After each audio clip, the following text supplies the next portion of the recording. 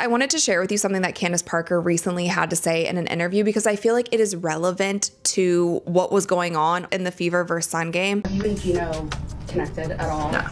It's not beef, like it's just we don't like each other. We have to be in a place where people understand and respect that, right? Like I grew up in an era where if you wronged my brother, I didn't like you. Like it's just like that. Pat did not mess with Gino. So therefore, I didn't mess with him. It was a rivalry. And then it kind of boiled over into putting on the same USA jersey. So I just feel like we have to be okay in a society of being like, hey, I don't like you. You don't like me? Cool, like let's keep it moving. And this is relevant in a sense to what happened between the Indiana Fever and the Connecticut Sun. At this point in time, you guys, it should be okay for us to say that it seems like Caitlin Clark and JC Sheldon don't like each other. There are just times in life, like Candace said here, that you just don't like one another. And I think that also spills over into the Sophie situation where she was sticking up for her teammates, I say that plurally, and she was sticking up for herself. And like Candace said here, you mess with my dog, I also don't like you. Gino messed with Pat Summitt, they didn't like one another. All of a sudden, Candace doesn't like Gino as well. A friendly, we don't like you beef, that kind of stuff is good for the game, and we should just leave it at that.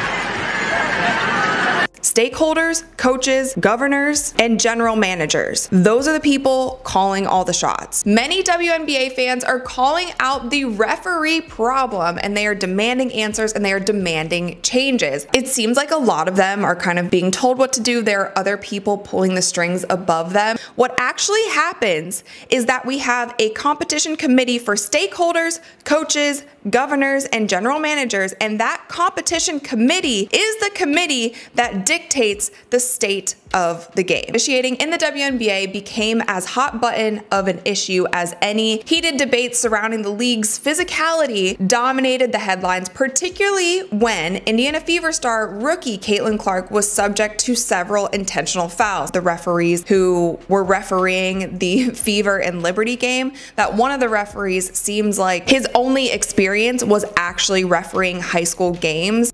I think that I have a huge passion for the game of basketball. I have a huge passion for women's leadership.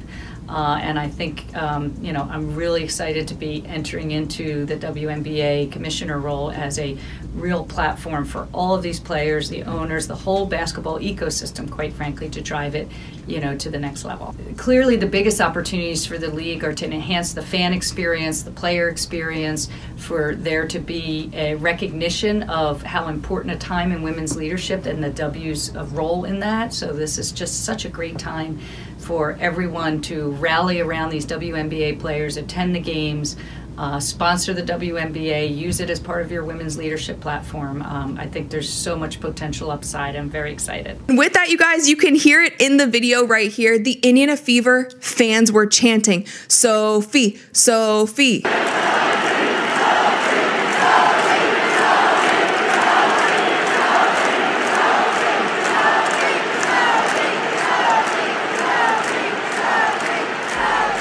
The WNBA has reached a boiling point, and the flames are coming from within.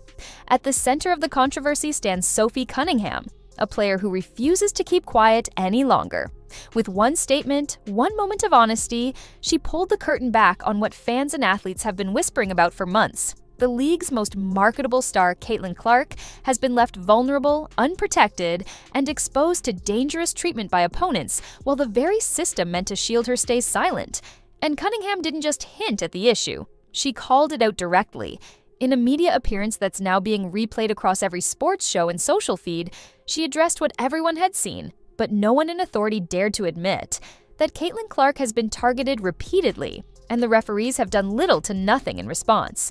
What followed was a wave of backlash, support, and chaos that has consumed the league, with WNBA Commissioner Cathy Engelbert now facing mounting pressure to respond to allegations of officiating failure, institutional bias, and selective enforcement. Sophie Cunningham has never been the type to sugarcoat her words. She's known around the league as fiery, emotional, and fiercely loyal. But even her most dedicated fans weren't expecting her to say what she did. When asked about the incident that led to her suspension, a hard foul late in a tense matchup, Sophie didn't offer excuses. Instead, she explained the why behind her decision. She said it plainly.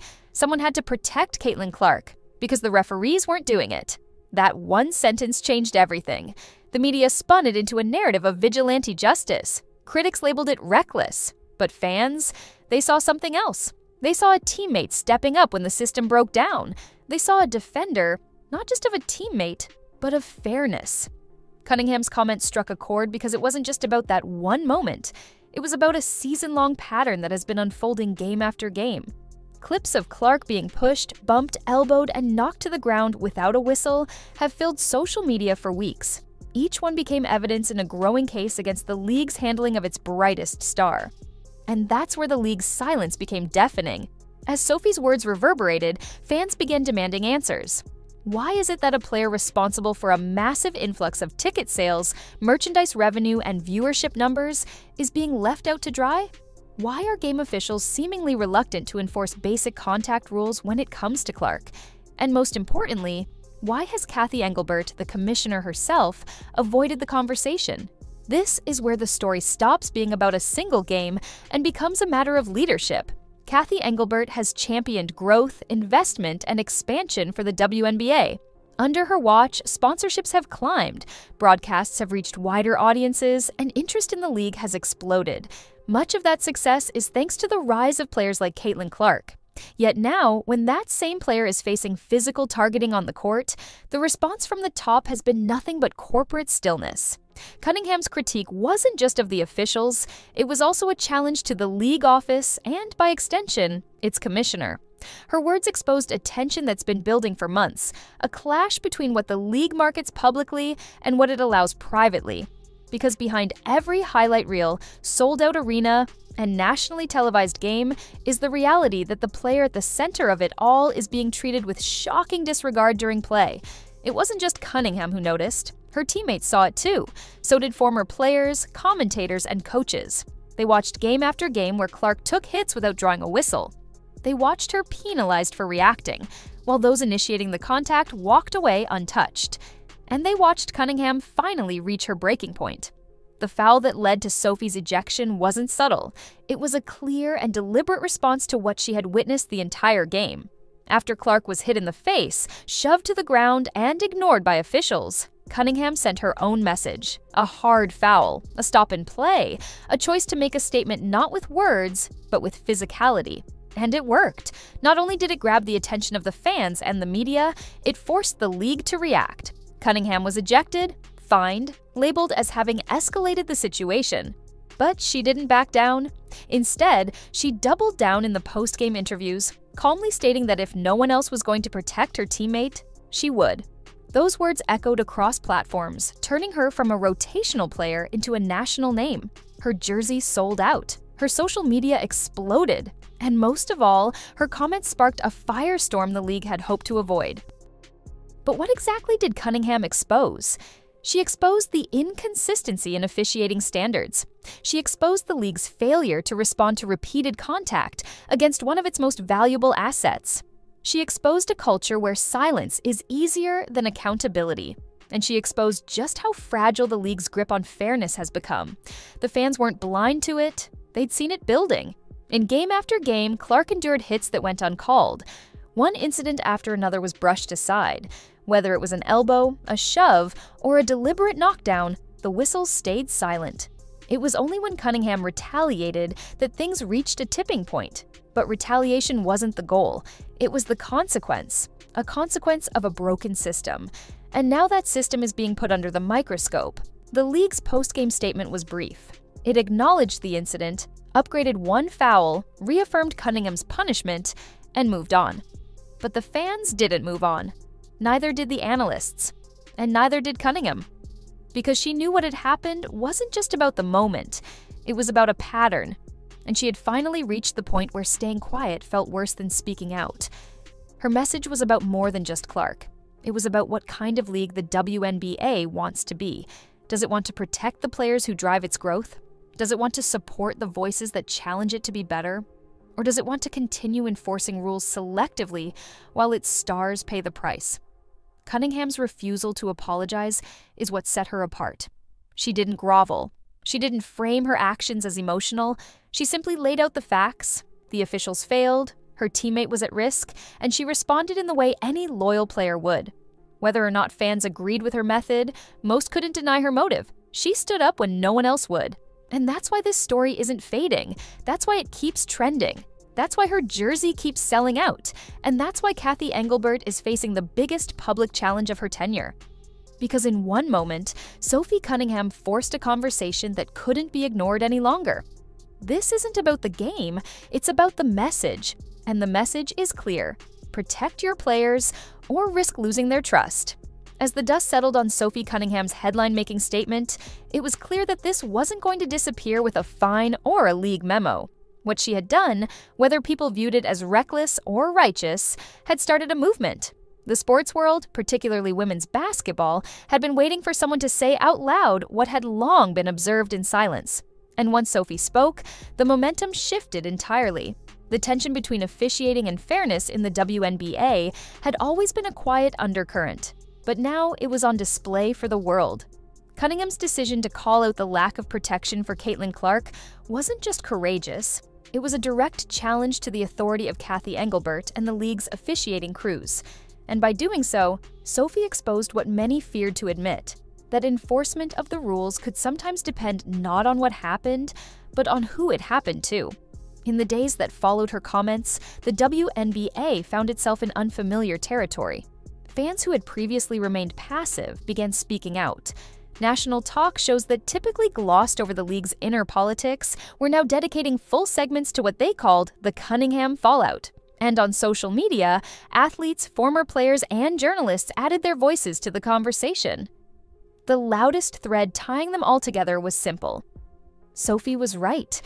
It wasn't just the physicality Caitlin Clark endured, it was the systemic inconsistency in how that physicality was officiated. In game after game, viewers saw Clark take hits that should have drawn immediate whistles. Instead, referees waved play on. And when Clark protested or defended herself, she often ended up with a technical or a warning. Sophie had witnessed it firsthand. Her role on the team wasn't just to score, it was to enforce. And enforcement in basketball isn't always about points or assists. Sometimes it's about presence. It's about sending a message that your team won't be pushed around, that there are consequences for unchecked aggression. Cunningham embodied that role, and when she watched Clark get hit over and over with no intervention, she acted. The public responded. Not with condemnation, but with celebration. In a league desperately looking for identity and firepower, Cunningham gave fans both. Her actions weren't just physical, they were symbolic. She stepped into the space the officials had vacated. She protected what they refused to. The league tried to regain control of the narrative. Cathy Engelbert issued a brief televised statement, reiterating the importance of maintaining standards and ensuring players' safety through appropriate officiating. But the words rang hollow to many. There was no specific mention of Clark, no acknowledgement of the pattern that had driven Cunningham's actions. Instead, it felt like a script, an attempt to put a cap on a story that had already overflowed. That disconnect became a story in itself. Reporters began asking the questions Engelbert wouldn't address. Why has there been no official response to the mounting footage of Caitlin Clark being fouled without consequence? Why are players being penalized for defending their teammates while those who initiate contact skate by with minor reprimands? And why, in a league striving for legitimacy and growth, was the voice of a concerned player being treated like a nuisance instead of a warning? Even rival teams began weighing in. Some players admitted off the record that officiating had been inconsistent all season. Others, braver, went public, saying they respected what Sophie did, even if they wouldn't have done it themselves. Cunningham had, in their words, drawn attention to an issue that could no longer be ignored. Inside the Indiana Fever's locker room, Cunningham's standing only grew. Teammates praised her not just for her play, but for her loyalty. Caitlin Clark herself, while measured in her public responses, dropped subtle nods to her appreciation. In one press conference, when asked about the incident, Clark simply said, "We've got each other's backs. That's what matters." Fans didn't need more than that. The message was clear. Meanwhile, Cunningham's popularity exploded. Her TikTok following doubled in less than a week. Her jersey restocked and sold out again, highlights of her hard foul, her post-game interview, and even clips of her walking into the arena were trending across every platform. She had become something the WNBA hadn't anticipated, a flashpoint figure. Not a villain, not a saint, but a force. And the league? Still silent where it mattered. For many, the most telling moment came not from a game, but from an interview with a former referee who had worked in the league for over a decade. He didn't comment directly on Cunningham or Clark, but he admitted that officials are often instructed to let them play, especially when the spotlight is on. He described how sometimes calls are withheld to avoid disrupting the flow or making controversial decisions in big moments. But in doing that, he said, officials sometimes fail to protect the very players they're supposed to watch over. That insight only confirmed what fans had already suspected. The hands-off approach wasn't neutrality, it was neglect. And it left players like Caitlin Clark to fend for themselves while the league marketed their faces on every poster, commercial, and broadcast. Cunningham's role in this story was no longer just reactive. She had become proactive. Not only was she addressing the officiating problem, but she was also shining a light on the gap between image and reality, between what the WNBA says it stands for and what it allows to happen in real time on the court. Fans didn't need a whistle to understand what they were seeing. They saw Clark bleeding, shaking her head after another no call, or getting up slowly after another hard hit. They saw Cunningham sprinting across the court to deliver a foul that was more than just physical. It was a message, a demand to pay attention. What Sophie Cunningham had exposed wasn't just a problem with the referees. It was a problem with priorities, with leadership, with who the league chooses to protect, and who it expects to stay silent. And Cathy Engelbert, despite her many accomplishments as commissioner, was now in a spotlight of her own.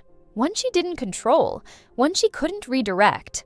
And in that spotlight, silence started to look a lot like indifference. As the controversy deepened, so did the public interest. Sports segments that rarely featured women's basketball now opened with it.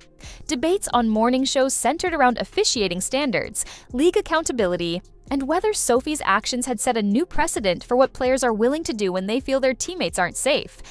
And all of it pointed back to one moment, one decision. Sophie Cunningham standing in the lane, watching what was unfolding and deciding she wouldn't let it go unanswered. That moment had consequences. She was fined, she was ejected, but she was also heard. And for the first time in a long time, fans felt like someone had said what needed to be said. As media figures and fans alike continued dissecting the incident, one clip rose above the rest. It was a post-game shot of Cunningham walking to the locker room. She didn't speak. She didn't look for the cameras. But the look on her face said everything. Calm, steady. She had made her statement, and the league couldn't ignore it anymore. The days turned into weeks, but the conversation refused to die down. Sophie Cunningham's words had sparked something deeper than a reaction. They'd ignited a reckoning. A league built on the backs of passionate athletes and loyal fans now found itself caught between its image and its inaction. And at the center of that storm was a player who refused to let the silence continue. The fallout from Cunningham's call-out grew in unexpected directions. Fans who previously followed the WNBA casually now tuned in with purpose. They didn't just want to see basketball, they wanted to see accountability. And the moment Sophie's comments were aired, the demand for transparency from league leadership surged. Supporters flooded forums, comment sections, and broadcasts, not just to cheer Cunningham, but to question why it had taken so long for someone to say what everyone was thinking. Caitlin Clark remained largely composed, never pointing fingers directly, but never dismissing the reality either. In one interview, when asked about the incident involving Sophie, she simply said, "There's a lot of noise right now. I'm just focused on playing, but I appreciate my teammates." She didn't have to say more. Everyone knew what she meant. The league's position, however, remained stubbornly unchanged. While Cathy Engelbert held firm in press appearances, reaffirming the importance of fair play and consistent officiating, her words continued to feel disconnected from what was actually happening on the court. The commissioner emphasized that the league was evaluating officiating protocols and committed to protecting all players, but the damage had already been done. For many fans, Engelbert's measured tone felt more like PR than leadership. And the longer the league took to address the clear officiating inconsistencies, the more those same fans began to question whether the league was truly interested in evolving or simply preserving control. Meanwhile, Cunningham leaned into her role, not as an agitator, but as a truth teller. She stopped giving interviews, letting her actions and prior statements speak for themselves, but her presence remained unmistakable. In every game she played following the incident, all eyes were on her. Every foul she took, every assist, every moment she was on the floor. And yet, she didn't falter. Her teammates rallied around her. Her coach publicly supported her, and fans continued showing up in droves, holding signs and wearing jerseys bearing her number. Even rival fans admitted, whether they liked her or not, that what she did had changed the tone of the season. Sports writers started referring to her as the bodyguard. The nickname spread.